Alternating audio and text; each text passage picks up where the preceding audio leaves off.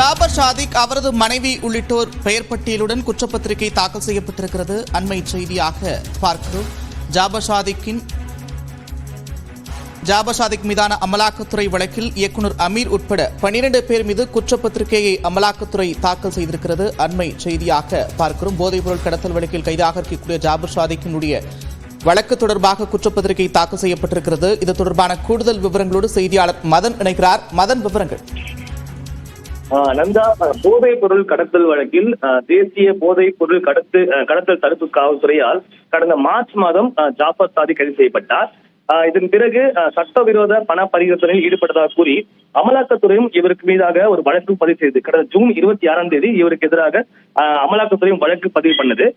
இந்த வழக்கு தற்போது சென்னை முதன்மை அமர் நீதிமன்றத்தில் நடைபெற்று வருகிறது.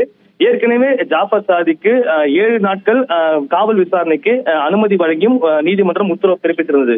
இந்த நிலையில்தான் தற்போது இந்த வழக்கில் அமலாக்கத்துறை அந்த குற்றப்பத்திரிகை தாக்கல் செய்துள்ளது. அதாவது 302 பக்கங்கள் கொண்ட இந்த குற்றப்பத்திரிகை இன்று சென்னை முதன்மை அமர்வு நீதிமன்றத்தில் தாக்கல் செய்யப்பட்டது. இந்த குற்றப்பத்திரிகையில் 12 பேர் மீது அந்த பெயரை அந்த குற்றப்பத்திரிகை தற்போது குறிப்பிட்டு இந்த குற்றப்பத்திரிகை தாக்கல் செய்யப்பட்டுள்ளது. குறிப்பாக இந்த வழக்கில் 12வது நபராக இயக்குநர் அமீர் சேர்க்கப்பட்டுள்ளார். அதே போல ஜாபர் சாதிக், அவருடைய மனைவி அமீனா பானு, ஜாபர் சாதிக்குரிய சகோதரர் முகமது சலீம் ஆகியோர் மீதும் இந்த குற்றப்பத்திரிகை தாக்கல் செய்யப்பட்டுள்ளது.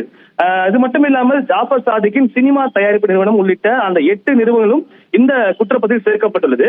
அதே போல இந்த சட்டவிரோதமாக இந்த பணத்தை இயக்குநர் அமீர் கையாண்டதாக அந்த ஒரு குற்றப்பத்திரிகையில் அமலாக்கத்துறை தெரிவித்துள்ளது.